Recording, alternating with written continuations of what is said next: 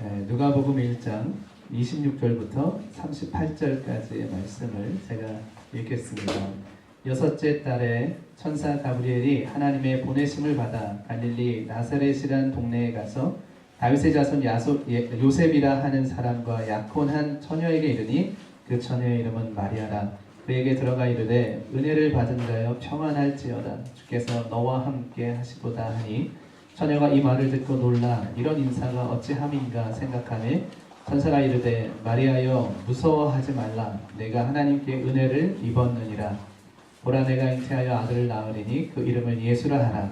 그가 큰 자가 되고 지극히 높으신 이의 아들이라 일컬어질 것이요 주 하나님께서 그 조상 다윗의 왕위를 그에게 주시리니 영원히 야곱의 집을 왕으로 다스릴 것이며 그 나라가 무궁하리라. 마리아가 천사에게 말하되 나는 남자를 알지 못하니 어찌 이 일이 있으리이까. 천사가 대답하여 이르되 성령이 내게 임하시고 지극히 높으신 이의 능력이 너를 덮으시리니 이러므로 나실 바 거룩한 이는 하나님의 아들이라 일컬어지리라. 보라 내 친족 엘리사벳도 늙어서 아들을 배웠느니라. 별로 임신하지 못한다고 알려진 이가 이미 6달이 되었나니 대저 하나님의 모든 말씀은 능하지 못하심이 없느니라. 마리아가 이르되 주의 여종이오니 말씀대로 내게 이루어지이다 하매 천사가 떠나가니라. 아멘. 오늘 귀천한 여인이라는 제목으로 말씀을 좀 보도록 하겠습니다. 오늘 이 말씀을 나누기 전에 먼저 누가복음 1장 48절을 한 번 더 읽고 말씀을 보겠습니다. 누가복음 1장 48절 이 부분을 좀 보겠습니다. 같이 읽겠습니다. 그의 여종이 시작. 그의 여종의 비천함을 돌보셨습니다. 보라 이제 프로는 안새에 나를 복이 있다 일거리로다. 아멘. 이 말씀은 마리아의 노래 중에 일부입니다. 우리가 오늘 본문 말씀은 천사가 마리아에게 예언하는 말씀이고 1장 48절 이 부분은 마리아가 그 예언을 듣고 하나님께 노래하는 그런 노래의 부분입니다. 이 노래에서 마리아가 자기 자신을 가리켜서 뭐라고 말하냐면 자신을 비천한 여종이라고 고백합니다. 그런데 자기는 비천한 여종인데 그런데 자기 자신이 대대로 복을 받는다. 이렇게 불려질 것이다. 이렇게 사람들에 의해서 저 사람 복 받은 사람이다. 이렇게 불려질 것이다. 라고 스스로 고백하면서 노래를 합니다. 그러니까 사실 오늘 제목의 비천한 여인은 이 마리아를 두고 하는 말입니다. 마리아는 비천한 여인이었습니다. 자기 스스로도 나는 비천한 사람이다. 이렇게 고백했고 또 누가 봐도 마리아는 비천한 사람이었다라고 할 수 있죠. 비천하다라는 말은 매우 천하다 이런 뜻입니다. 사람이 왜 비천할까? 사람이 왜 비천해질까? 생각해 보니까 신분이 낮으면 사람이 비천해집니다. 오늘날에는 우리나라 같은 경우 신분이 정해져 있지 않지만 오늘날에도 일부 국가 그리고 예전에는 우리나라에서도 신분의 고하가 있었습니다. 그래서 신분이 낮으면 그 사람의 인격과 그 사람의 어떤 그 사람 존재 자체와 상관없이 그 사람은 낮은 비천한 사람이었습니다. 또 가난한 경우에 사람이 비천해집니다. 오늘날에는 비천한 사람을 경제적으로 이렇게 구분짓는 경우가 많이 있습니다. 그래서 경제적으로 어려운 사람들을 가리켜서 천한 사람, 비천한 사람이라는 이런 사회적인 통념이 우리 가운데 있기도 합니다. 잘 살고 고급스럽고 또 부유하게 사는 사람들을 보면서 우리가 저 사람 참 비천하다 이런 생각, 천한 사람이다라는 생각을 하지 않죠. 이런 통념을 또 우리가 가지고 있고 어떤 경우는 삶의 소망을 잃어버렸을 때 나는 참 비천한 사람이구나 라는 생각을 하게 됩니다. 절망했을 때 그런가 하면 고통 속에 있는 많은 사람들이 자신의 어떤 고귀함을 잃어버리고 비천함을 경험하게 됩니다. 그래서 우리가 흔히 비천함을 내 인생에서 경험할까 생각하겠지만 사실은 집에서는 정말 귀하고 귀한 아들이요 딸이잖아요. 그런데 직장만 들어가도 얼마나 비천한 존재가 되는지 모릅니다. 우리가 말단 신입 직원이 돼서 얼마나 많은 비인격적인 대우를 받아야 되는지 몰라요. 아, 내가 이거밖에 안 되는 사람인가. 뭔가 어찌 보면 쓸데없는 일을 맡아서 하는 사람 같은 비천하게 짝이 없는 존재가 되기도 합니다. 또 사랑하는 사람 만나서 결혼했는데 시집 와서 보니까 친정에서 내가 괜찮은 정말 귀한 딸이었는데 시집 왔더니 아주 비천한 처지의 며느리가 되어 있는 거예요. 네. 그래서 그런 그 비천함을 경험하며 어떻게 보면 명절 후유증이 그러한 것이 아닌가 하는 생각을 또 해봅니다. 근데 오늘 마리아가 자기 자신을 비천한 존재다 이렇게 이야기하고 있어요. 마리아가 자기 정체성이 뭐냐면 비천한 사람입니다.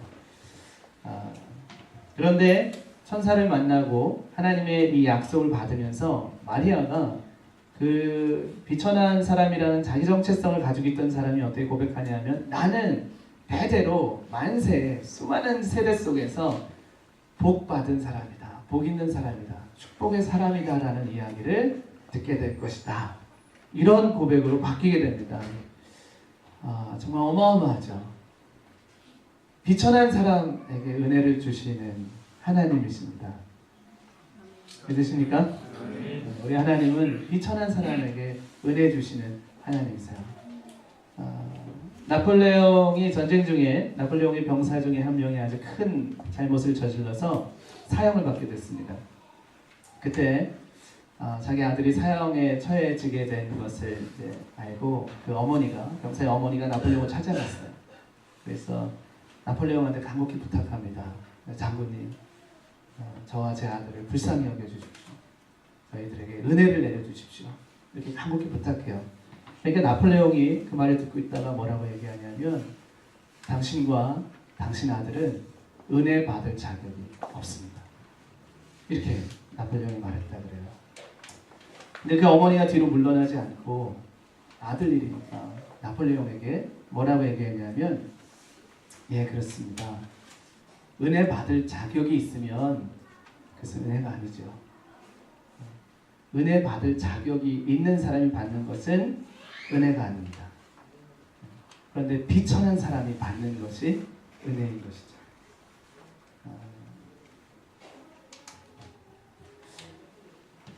세상의 조건으로 보면 하나도 은혜 받을 조건이 아무것도 없는, 자격이 없는 그런 비천한 어찌 보면 그런 마리아에게 하나님은 이 세상 어느 누구도 받을 수 없는 예수님의 어머니가 되는 큰 은혜를 부어주셨습니다. 너무너무 큰 하나님의 은혜죠. 오늘 본문 1장 26절부터 28절을 우리 다시 한번 봤으면 좋겠어요. 여섯째 달에 천사 가브리엘이 하나님의 보내심을 받아 갈릴리 나사렛이란 동네에 가서 다윗의 자손 요셉이라 하는 사람과 약혼한 처녀에게 이르니 그 처녀의 이름은 마리아라. 그에게 들어가 이르되 은혜를 받은 자여 평안할지어다 주께서 너와 함께 하시리라 하시도다 하니 아멘. 마리아는 자기 자신을 뭐라고 불렀냐면 비천한 여종이라고 불렀는데 하나님은 하나님의 사자를 통해서 마리아를 뭐라고 부르냐면 은혜를 받은 자야 이렇게 부릅니다. 그런 비천한 여인을 은혜 받은 자라고 불러주시면서 되게 은혜를 주시죠. 30절에도 보니까 천사가 이르되 마리아여 무서워하지 말라 내가 하나님께 은혜를 입었느니라. 얼마나 아름다운 말인지 몰라요. 오늘 여러분에게 이 말씀 나누고 싶고 여러분이 이 말씀을 경험하는 은혜가 우리 모두에게 있기를 바랍니다.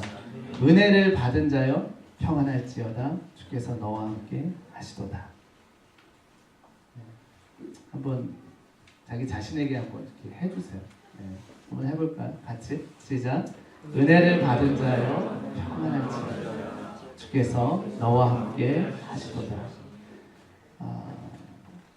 그래서 우리가 좀 힘들고 어려울 때 또 우리 자신이 비천하다라는 내 인생이 참 의미 없고 비천하구나라는 생각을 하게 될 때 이 말씀을 기억하셨으면 좋겠어요.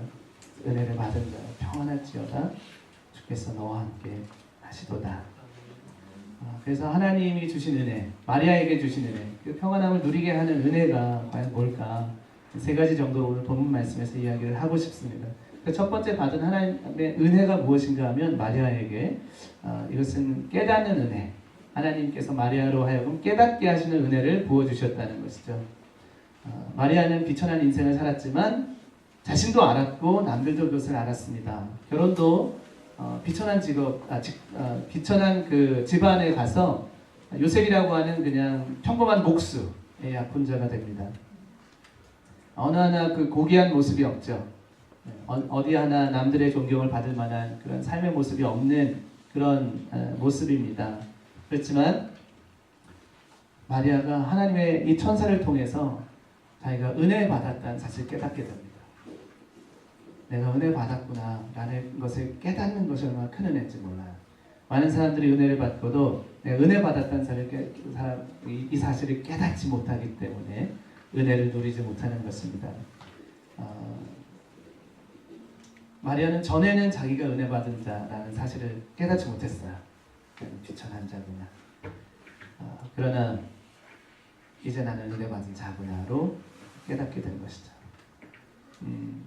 네, 은혜 받은 자라는 것을 깨닫게 됐는데 그 받은 은혜가 뭐냐면 예수 그리스도예요. 하나님의 아들.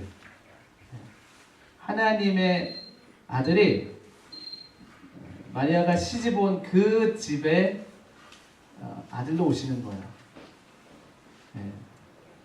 비천한 마을에, 비천한 집안에, 비천한 자기를 통해서 하나님의 아들이 오신다는 사실을 깨닫게 된 것입니다.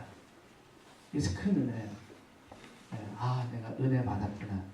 그래서 깨닫는 것. 여러분, 하나님이 하나님이심을 깨닫는 게 은혜입니다.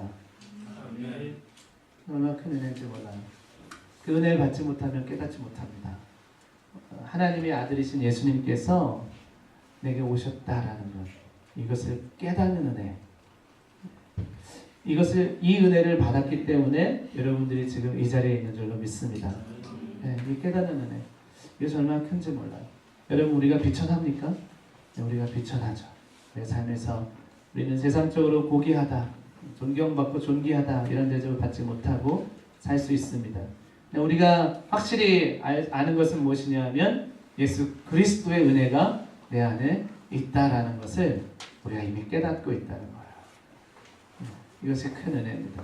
아무리 세상 사람들이 뭐라고 해도 또 어떤 손가락질을 하고 무시를 해도 우리는 하나님의 은혜를 받은 사람들입니다. 근데 이것을 깨닫지 못하면 우리가 세상의 어떤 환경과 어려움 속에서 쉽게 우리의 정체감을 잃어버립니다. 나는 은혜 받은 자, 하나님에 의해서 하나님이 함께 하시는 자가 아니라 그냥 비천한 자에 불과하구나, 이렇게 되어버리는 것이죠. 여러분, 내가 얼마나 큰 은혜를 받았는지 깨달으면 깨달을수록, 더 깊이 깨달으면 깨달을수록 하나님의 은혜가 크다 하는 것입니다. 시편 49편 20절 말씀을 보니까 존귀하나 깨닫지 못하는 사람은 멸망하는 짐승 같다. 하나님 말씀하고 계세요. 아무리 세상에서 존귀하다고 대우받고 이렇게 사는 사람일지라 하더라도 깨닫지 못하는 사람은 짐승 같다, 이렇게 이야기하고 있습니다. 은혜를 깨달을 수 없는 사람은 짐승과 같은 것입니다. 아무리 그 삶이 존귀하다, 존경받고 대우받고 살다 하더라도 여러분, 우리 삶이 좀 비천해 보일지라도, 우리는 대우받지 못할지라도, 우리는 사회적 존경받는 사람들이 아닐지라도 중요한 건 우리가 이 은혜를 깨닫고 사는 사람들이라는 것입니다. 내게 하나님에게 은혜 주셨구나, 나는 은혜 받은 자다, 이 고백을 할 수 있는 사람들, 하나님이 나와 함께 하시는 사람이다, 그래서 깨닫는 사람들, 얼마나 큰 은혜인지 몰라요. 하나님이 하나님이심을 알고 예수님이 나의 구원자이심을 알고 그래서 깨달아 산 이 축복이, 은혜가 우리 가운데 있음을 고백합니다. 수많은 사람들이 존경받는 자리에서 존귀하게 대우받고 살아가지만 그들은 영적으로 짐승과 같은 거죠. 우리 좀 다른 거예요. 여러분 소망을 가지고 하나님의 은혜 가운데 여러분 삶을 누리시기를 바랍니다. 두 번째, 이 마리아가 받은 은혜는 하나님께 선택받은 은혜입니다. 하나님이 택하신 은혜. 왜 그 많은 사람들 가운데 하나님이 마리아를 택하셨을까?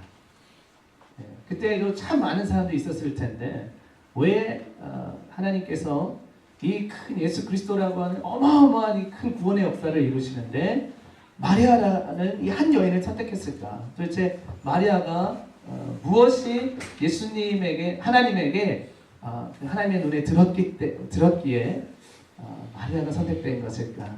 사실은 성경을 아무리 뒤져봐도 정확한 이유가 없습니다. 그냥 마리아는 선택됐어요. 저는 가만히 보니까 마리아가 왜 선택됐는가? 그가 저는 비천했기 때문에 선택받았다라고 생각합니다. 예수님께서 왜 나를 찾아오셨을까? 여러분 생각해 보셨습니까? 예수님께서 왜 나를 찾아오셨을까? 나 같은 사람에게 찾아오셔서 구원을 베푸셨을까? 왜냐하면 내가 비천하고 소망이 없는 사람이었기 때문에 찾아오셨다라고 믿습니다. 주님, 나는 의인을 부르러 온 것이 아니다. 나는 죄인을 부르러 왔다 말씀하셨잖아요. 예수님 우리를 찾아오신 것은 우리가 의인이라서 찾아온 것이 아니라 죄인이라서 찾아온 겁니다. 우리가 고귀한 사람이라서 찾아온 게 아니라 비천한 사람이기 때문에 주님 우리를 찾아오신 것이죠. 마리아가 마리아로서 선택받을 수 있었던 이유는 마리아가 나는 비천한 여종입니다라고 고백하는 사람이었기 때문에 그렇다고 믿습니다. 그리고 또 내가 비천하니까, 내가 보잘것 없으니까 내가 예수님이 날 찾아왔을 때 믿고 받아들이지 않았겠습니까? 본문 29절 보니까 처녀가 그 말을 듣고 놀라 이런 인사가 어찌하는가 생각하며 자기는 늘 별 볼 일 없는 사람, 나는 그냥 천한 사람, 나는 천민이다 이렇게 생각하고 있는데 갑자기 하나님의 천사가 나타나서 너는 은혜 받은 자다, 너는 하나님의 존귀한 자다 이런 인사를 하는 거예요. 그 사람 잘못 찾아왔나 보다. 나는 그런 사람이 아닌데 천사가 어떻게 나한테 와서 이런 인사를 하나 하고 의아해하고 그렇게 생각했다는 것이죠. 근데 마리아가 이런 인사를 받고 그가 비천한 사람이었기 때문에 그 인사를 생각한 거예요. 만약에 마리아가 고귀한 집안에서 태어나서 정말 대우받고 이렇게 존귀하게 자란 사람이라면 그렇게 인사할 때 난 당연히 은혜 받은 사람이지. 특별히 그 인사에 대해서 신경 쓰지 않았을 거야. 왜 나를 그렇게 부르는가에 대해서 신경 쓰지 않았을 거야. 난 당연하지. 그런 인사를 받는 거지. 그리고 아마 넘어갔을지도 모릅니다. 다음 보면 우리 모두가 그런 것 같아요. 우리가 고귀한 집에서 태어나서 잘 살고 남부럽지 않게 살고 그랬다면 예수님께서 날 찾아왔을 때 내가 뭐라고 했을까? 주님, 나는 예수님 필요 없습니다 라고 하지 않았을까? 내가 비천했기 때문에, 내가 보잘것 없었기 때문에 그 예수님 나를 찾아왔을 때 주님밖에 없습니다 하고 나갈 수 있지 않았을까 생각합니다. 우리가 비천한 존재가 아니었다면 우리가 하나님의 선택을 거절했을 수도 있다는 것이죠. 어쩌면 하나님 우리를 선택하시며 우리를 택하신 은혜를 부어주신 이유가 뭘까? 우리가 비천하기 때문이죠. 그런 우리가 비천하기 때문에 우리는 선택받는 택하심을 입은 은혜를 받았다고 믿습니다. 예수님께서 제자들을 부르실 때 많은 정말 잘난 사람들 많은데 가만 보면 예수님께서 비천한 어부들을 가장 먼저 제자로 부르십니다. 그리고 항상 그 최측근에는 이 어부들을 두세요. 비천한 사람들, 가장 사회적으로 신분이 낮은 사람들, 배우지 못한 사람들, 이런 사람들을 불러서 항상 주님 옆에 두십니다. 정말 잘 나가는 사람들 많았는데 예수님은 항상 그 제자들, 비천한 사람들 중에 택하셨다는 거예요. 왜 그들을 택했을까? 이유는 하나라고 생각해요. 그들이 비천했기 때문에, 그들이 아무것도 없고 보잘것 없기 때문에. 주님이 불렀을 때는 다 던져놓고 주님을 쫓아올 수 있을 만한 사람들이었기 때문에 그렇다고 믿습니다. 예수님께서 세리 마태를 부르실 때 한참 뒤에 부르셨어요. 왜냐하면 예수님이 아무것도 없던 무명의 시절에 마태부터 불렀다면 과연 마태가 자기의 모든 부귀 영화를 내려놓고 쫓아올 수 있었을까? 예수님께서 어느 정도 이제는 그 지도자로서, 영적인 지도자로서 올라섰을 때 마태를 부르십니다. 마태는 그때 그것을 다 놓고 오는 것이죠. 우리가 아무것도 없기 때문에 우리가 하나님의 택함을 받았다고 믿습니다. 예수님이 우리를 택하시는 조건은 하나예요. 자격 없는 자. 자격 없는. 에베소서 1장 3절 4절 말씀 보시면 찬송하리로다 하나님 곧 우리 주 예수 그리스도의 아버지께서 그리스도 안에서 하늘에 속한 모든 신령한 복을 우리에게 주시되 곧 창세전에 그리스도 안에서 우리를 택하사 우리로 사랑 안에서 그 앞에 거룩하고 흠이 없게 하시려고. 하나님께서 우리를 택하셨습니다. 이것이 하나님의 은혜입니다. 네, 믿으십니까? 예, 하나님이 우리를 선택하셨어요. 어떤 분들은 아니라고 하실지도 모르겠어요. 내가 이 교회 나오기로 선택했다. 내가 이 교회 정한 거다. 내가 예수 믿기로 선택했다라고 하실 수도 있어요. 요한복음 15장 16절 보면 너희가 나를 택한 것이 아니요 내가 너희를 택하여 세웠다. 하나님 말씀하세요. 여기에 우리가 토를 달 수 없어요. 아니요. 하나님 나 부르기 전에 내가 먼저 교회 나온 겁니다라고 말할 수가 없어요. 하나님 분명히 예수님께서 말씀하세요. 너희가 나를 택한 것이 아니라 내가 너희를 택하였다. 우리가 하나님 택한 것이 아닙니다. 우리가 아직 하나님을 알지 못할 때 주님 우리를 택하셨습니다. 그래서 우리를 구원하셨고 그것이 우리에게 주신 크신 은혜인 것입니다. 하나님은 비천한 마리아를 선택하셨습니다. 똑같이 그와 같이 비천한 우리를 선택하셨습니다. 그래서 우리가 갖는 것은 생각은 뭐냐면 하나님이 선택하셨는데도 왜 나는 여전히 비천하게 살아가야 하는가. 이것이 아니라 내가 이렇게 비천한 중에도 하나님 나를 택하여 주셨구나 하는 것이라는 거예요. 내 육신의 삶은 비천할지라도 내 영혼은 만세의 복을 받을 것이다. 선택받은 자들이 마리아와 같이 고백하는 이러한 고백이 우리 모두에게 있으시기를 바랍니다. 세 번째 마리아의 은혜를 하나님 주신 은혜를 보니까 하나님께 쓰임받는 은혜를 주셨어요. 하나님께 쓰임받는 은혜. 38절 보니까 마리아가 이르되 주의 여종이오니 말씀대로 내게 이루어지이다 하며 천사가 떠나갑니다. 오늘 우리가 찬양할 때 주의 말씀대로 이루어지이다 이런 고백을 했는데 마리아가 이 고백을 했습니다. 주의 여종이오니 주의 말씀대로 이루어지이다.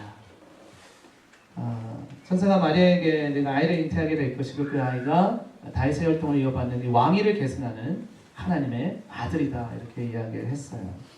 그때 마리아가 뭐라고 말합니까? 그 말씀이 내게 이루어지이다 이 말씀을 하고 있는 것이죠. 이게 무슨 말입니까? 나의 몸을 하나님 뜻대로 사용해 주십시오. 이 말을 하는 거예요. 그 크신 역사를 이루시는데 내가 좀 쓰임 받을 수 있으면 쓰임 받겠습니다. 이 고백을 하는 것이죠. 여러분 하나님이 쓰신다라고 할 때 우리가 쉽게 생각하는 건 뭐냐면 나한테 헌신을 요구하시는구나. 하나님이 쓰시겠다 그럴 때 그럼 내가 헌신해야 되는구나. 내가 헌신하려면 힘들겠구나. 뭐 이런 생각들을 많이 하게 되는데 사실 하나님이 쓰시는 것은 하나님의 은혜입니다. 하나님의 은혜예요. 마리아한테 나타나서 말씀하시는 거예요. 그 비천한 마리아한테 나타나서 내가 이 영광스러운 일을 위하여서 너를 쓰고 싶다. 마리아 입장에서 그것은 헌신입니까? 은혜인 것입니다. 그래서 크신 은혜인 것이죠.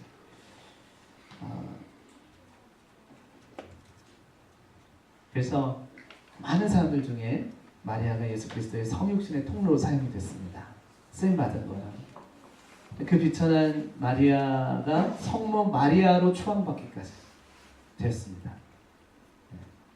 그래서 마리아가 뭐라고 그랬냐면 만세에 대대로 복이 있는 자다라고 이렇게 일컬어질 것이다 이런 고백을 했는데 사실 천주교에서 마리아를 성모로 추앙하는 것은 좀 문제가 많은 잘못된 부분이지만 이 천사가 약속한 대로 인류 역사 속에서 마리아는 계속해서 복 있는 자의 이름으로 계속해서 인정을 받아왔다는 것입니다. 약속대로 이루어진 것입니다. 마리아가 쓰임 받았을 때 마리아에게 은혜로 임했던 것이죠. 하나님의 쓰임을 받는 자, 축복을 받는 자라는 것을 믿으시기 바랍니다. 그래서 하나님께 쓰임 받는 것은 은혜예요. 내가 지금 하나님께 쓰임 받고 있구나. 그것은 은혜인 것이죠. 예수님께서 예루살렘 성에 입성하시러 들어가실 때 제자들에게 말했습니다. 가서 나귀가 있으니까 데리고 와라. 이렇게 말씀하셨어요. 제자들이 가서 보니까 정말 나귀가 있어요. 근데 그때 주인이 나타나서 뭐라고 하면 어떡합니까? 이렇게 제자들이 물어봤을 때 예수님 뭐라고 하시냐면 주께서 쓰시겠다 하라. 무슨 말입니까? 그 나귀 주인한테 헌신해라, 희생해라 이 말을 하는 게 아니에요. 내가 오늘 나귀로 말미암아 은혜를 받았다. 이 얘기 하라는 얘기입니다. 은혜 받았으니까 당연히 나귀를 내어주겠죠. 그 나귀를 내어주는 것 자체가 은혜 받는 것이다 하는 것이죠. 주님 그렇게 말씀하셨어요. 주께서 쓰시겠다 하라. 이것이 은혜입니다. 네. 여러분 직장 들어가기 얼마나 힘들어요. 심지어 사람들이 일하는 직장에서도 쓰지 않는 사람이 바로 납니다. 그렇지 않습니까? 어디 가서나 내가 쓰임받는 사람이면 내가 왜 여기서 이렇게 비굴하게 이 직장에서 이러고 있겠어요. 당장 때려치고 나와서 나 쓸 사람 한번 데려갈 수 얼마나 많겠어요. 그렇지 않다는 거예요. 사람도 쓰려고 하지 않는 게 바로 비천한 나라는 것이죠. 동의하십니까? 네. 저도 여러분은 그러실지 몰라요. 우리 목사님은 어디 뭐 큰 교회에서 이렇게 불러가고 하면 어떡하냐 이런 생각 혹시 하실지 모르겠지만 불러줄 교회가 없습니다. 네. 저는 어떤 죽던 사역은 사실 여기서 해야 되잖아요. 그렇죠? 집사님들 막 성도님들 속을 새기든 말든 여기서 살아남아야 되잖아요. 네, 비천하니까. 그런데 그러한 사람에게 주께서 쓰시겠다 말씀하시는 거예요. 사람도 쓰기 싫어하는 이 보잘것없는 사람을 주께서 쓰시겠다 하는 거예요. 얼마나 큰 은혜입니까? 여러분 그 은혜가 우리한테 있음을 믿으시기 바랍니다. 네. 사도 바울도 고백하는 것이 그거였습니다. 나를 구원하신 것도 은혜인데 나를 그 미쁘게 보셔서 나를 정말 그렇게 좋게 보셔서 내게 직분을 맡기셨다는 거예요. 그러니까 바울이 그 감격해하는 것이 그거였어요. 구원해 준 것도 은혜가 큰데 내게 일까지 맡겨주셔서 내게 직분을 주셔서 나를 쓰시겠다 하시니 이 은혜가 얼마나 더 크냐 하는 것이죠. 그래서 여러분 직분은 은혜입니다. 우리가 맡은 직분은 다 은혜입니다. 이것은 부담이 아니고 이것은 올무가 아니고 우리를 얼가매는 이런 것이 아니라 이것은 은혜입니다. 여러분 맡겨진 일들 작은 일이라도 하나님 나를 쓰시겠다 하시는구나. 거기에 충성하실 때 하나님의 큰 은혜를 경험하게 되실 줄로 믿습니다. 이사야 고백도 그거였어요. 내가 여기 있사오니 나를 보내소서. 이사야가 우리를 위하여 누가 갈꼬? 라고 했을 때 하나님 아시죠? 이사야를 보낼 계획 다 세워놓으셨죠. 근데 그렇게 말씀하셨어요. 이사야 네가 나를 위해서 가라 말씀 안 하셨어요. 우리를 위하여 누가 갈꼬? 그 듣고 있는 사람이 이사야밖에 없는데 이사야가 네, 주여 내가 여기 있사오니 나를 보내소서. 무슨 말입니까? 주님 내가 주님께 쓰임받는 은혜를 받고 싶습니다. 쓰임받는 것은 영광입니다. 아무리 고급스러운 수건도 쓰임받지 못하면 그냥 고급 쓰레기에 불과하지만 그러나 아무리 집안에서 비천하게 취급받는 걸레 한 조각이라도 쓰임받으면 버림받지 않는 것입니다. 여러분 그 귀한 쓰임받는 이 은혜 누리시길 바랍니다. 그래서 여러분 저는 이렇게 하나님께 쓰임받으면서 비천한 취급받는 이런 사역자들 또 선교사님들 우리 성도님들 축복하고 싶습니다. 여러분은 큰 은혜를 받은 사람들입니다. 성경에 보면 하나님께 쓰임받은 사람들이 처음에는 정말 위대하게 쓰임받은 사람들이 처음에 하나님께 부름을 받았을 때 의외로 나는 못합니다. 이 말을 하는 사람들이 꽤 많습니다. 우리가 알고 있는 유명한 사람들 중에도 주님이 네가 이 일을 해라. 내가 너에게 내 입에 내 말을 주겠다. 이런 말 했을 때 말씀하셨을 때 주님 저는 못합니다. 막 이런 유명하게 모세가 그랬지 않습니까? 모세가 주님 나는 못합니다. 막 이럽니다. 예레미야도 그랬습니다. 나는 아이입니다. 뭐 이런 얘기합니다. 못한다 그래요. 다윗도 사무엘한테 기름 부음 받을 때는요 아무것도 못하는 막내. 집에서도 그 취급당하지 않는 귀한 손님이 왔어도 그 자리에 함께 있을 수 없는 그런 비천한 막내에 불과했어요. 그런 사람이었습니다. 기도원도 마찬가지였어요. 하나님께서 부르셨을 때 내가 아닌데 이거 확실치 않은데 하면서 계속 응답을 구하는, 주님 그 말을 기다렸습니다. 이런 기도원이 한 놀라운 역사를 보면 그 미디안 그 10만 명이 넘는 대군대를 이긴 것을 보면 처음 불렀을 때 주님 기다렸습니다 이러면서 나올 것 같은 사람이었는데 사실 하나님 부르셨을 때는 그러지 않았습니다. 왜냐하면 이 모든 사람들이 하나님 처음 부르셨을 때 그 사람들의 각자의 정체성은 뭐였냐면 비천한 사람이었어요. 나는 하나님이 쓰시기에 비천한 자입니다. 이 정체성이 있으니까 하나님 부르셨을 때 이것이 자기를 향한 헌신을 요구하는 게 아니라 내게 지금 은혜가 부어지고 있구나. 하나님 나를 하나님이 쓰실 만한 사람이라고 인정하는 그런 영광스러운 지금 자리에 내가 올라가고 있구나를 깨달은 거예요. 나도 그렇게 얘기합니다. 나는 못합니다. 왜 못한다 그렇게 했어요? 나는 그 일을 하기에는 비천한 자라. 능력도 없고 자격도 없고 아무것도 준비하지 않고 나는 아닙니다라고 말했던 것이죠. 이러한 사람들 하나님께서 쓰셨다는 거예요. 우리 비천한 우리가 쓰임받은 것. 얼마나 큰 은혜인지 몰라요. 기도원 같은 사람은요. 그래서 하나님 앞에 나아갔을 때 하나님이 그 기도원을 쓰시겠다 해놓고 더 비천하게 만듭니다. 전쟁을 해야 되는데 그 큰 대군 앞에서 미디안도 어마어마한 대군 앞에서 하나님께서 모집한 병사들을 집으로 보내십니다. 그리고 300명만 남겨요. 300명 데리고 그 15만 미디안 군사와 싸워야 되는데 얼마나 비참해요. 보잘것없는 그러한 상태로 만드셨어요. 그리고 말씀하십니다. 내가 너를 쓰겠다. 네가 하는 전쟁이 아니고 내가 너를 써서 하는 전쟁이다. 말씀하시는 것이죠. 정말 비참하기 짝이 없는 그 군대를 하나님께서 쓰신 거예요. 그때 하나님의 그 은혜가 이스라엘 가운데 부어졌음을 믿습니다. 우리는 이 땅에서 많은 사람들이 인정받지 못하는 비천한 삶을 살지도 모르겠어요. 세상적으로 우리가 가지고 있는 큰 꿈, 큰 비전, 이걸 결국은 이루지 못하고 평범한 사람으로 살아가고 있는지도 모르겠습니다. 근데 그래서 하나님께서 우리를 부르시고 깨닫게 하시고 사용하시는 줄로 믿습니다.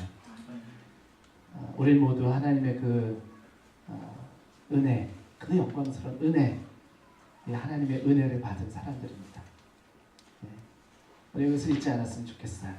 우리 삶에서 종종 신앙생활 하면서 있는 것이 우리가 하나님의 은혜입니다. 하나님의 은혜 받은 것을 잊었을 때 우리가 교만해지고 우리가 하나님을 멀리하게 되고 우리가 우리 스스로 살아가겠다라고 선포할 때도 있습니다. 그러나 하나님이 우리를 택해 주신 은혜, 우리가 받은 사람들이에요. 예수 그리스도께서 우리 안에 오셔서 우리를 구원하시고 살리신 은혜를 받은 사람들입니다. 뿐만 아니라 하나님이 우리를 사용하시는 그 은혜를 우리 가운데 부어주고 계십니다. 그리고 더 중요한 것은 이 모든 우리가 은혜 받았다는 사실을 깨달아 알 수 있는 이 은혜도 우리에게 주셨다는 거예요. 그래서 우리가 이 모든 사실을 알고 우리 하나님을 믿는 것입니다. 여러분, 우리는 은혜 받은 자다. 아무리 내 정체성이 비천한 자다 할지라도 말씀을 기억하면서 하나님 우리에게 해주시는 말씀, 은혜 받은 자야. 이것이 바로 나구나. 믿음으로 고백하시기 바랍니다. 그래서 마지막으로 이 말씀을 해드리고 싶어요. 은혜 받은 자여 평안할지어다. 주께서 너와 함께 하시도다. 은혜를 받은 성도 여러분, 평안하십시오. 주께서 여러분과 함께 하십니다. 그 찬양 우리 같이 하고 싶어요. 우리 자리에서 일어나서 찬양하십시오. 은혜로다 주의 은혜, 한량없는 주의 은혜. 이 찬양으로 같이 하십시오.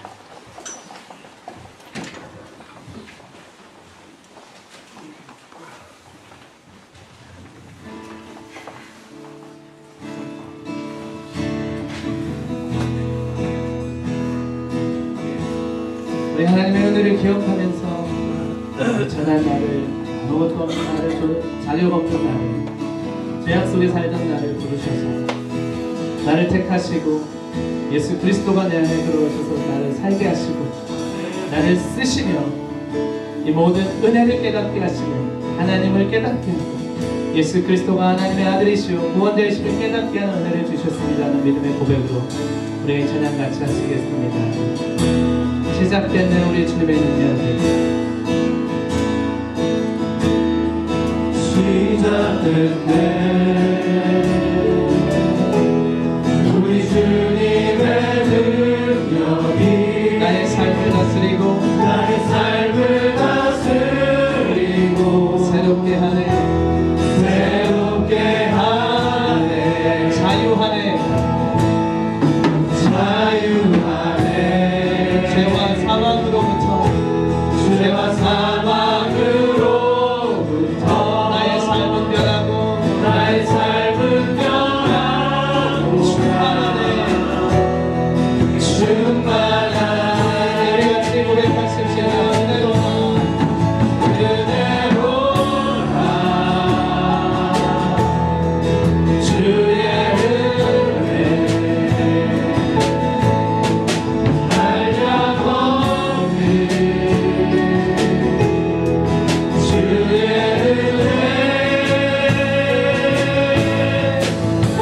은혜로라 주의 은혜 한량없는 주의 은혜로라 주의 신실하신 주의 은혜로라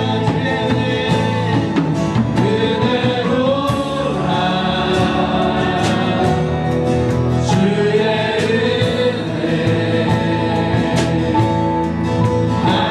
한량없는 주의 은혜로다 주의 은혜 변함없는 신실하신 주의 다시 한번 고백하십시다. 은혜로다 주의 은혜. 은혜로다 우리는 은혜를 받은 자들입니다. 주의 은혜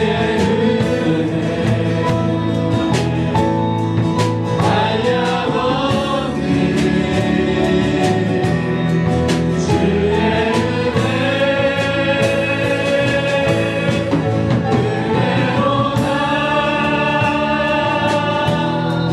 주의 변함없는 신실하신 주의 은혜 네, 우리는 하나님의 은혜를 받은 자들입니다. 아무리 우리가 우리의 삶이 비천하고 아무리 우리의 삶에 어려움이 있고 아무리 우리가 낙심과 절망 가운데 있다 하더라도 우리 하나님의 은혜를 받은 자들입니다. 우리 마리아와 같은 고백하며 이 시간 함께 기도하십시다. 나는 비천한 여종이지만 하나님의 은혜를 받은 자입니다. 만대에 대대로 사람들에 의해서 나는 복받은 자다라고 일컬음을 받을 것입니다. 우리가 고백하십시다. 하나님, 내가 비천할지라도 나는 주의 은혜 받은 자입니다. 기도하시며 연애 가운데 우리가 하나님 앞에 나아가십시오. 주의 아버지 하나님, 하나님 우리의 비천한 삶에 찾아오셔서 소망 없는 우리 가운데 오셔서 하나님의 아들이신 예수 그리스도가 내 심령 안에 들어오셔서 나는 하나님의 아들이라 삼으시고 하나님 죄인을 이롭다 칭하시고 하나님 비천함을 한가운데 살아시는 주십시오. 하나님의 은혜를 받는 주의 은혜로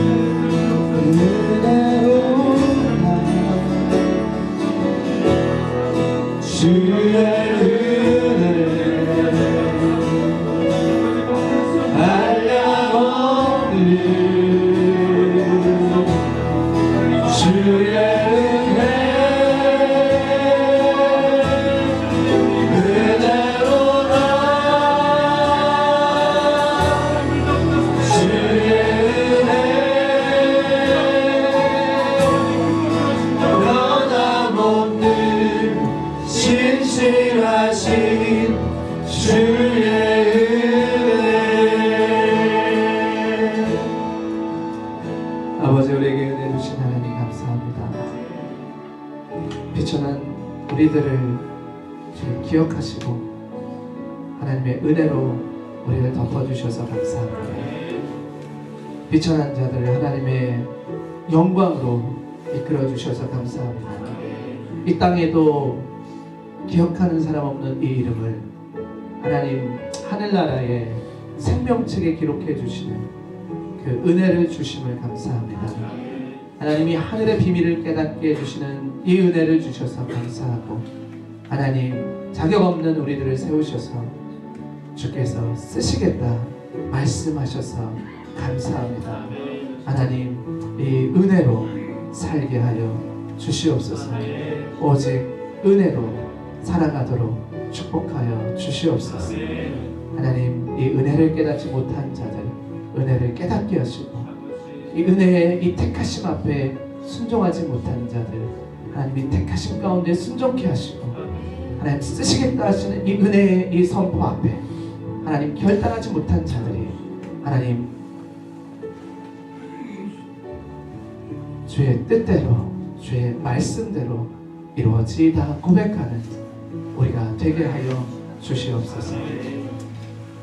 주 예수 그리스도의 은혜와 하나님의 사랑과 성령의 교통하심 은혜 받은 모든 우리 무리 위에 함께 있을지어다. 아멘. 은혜로 나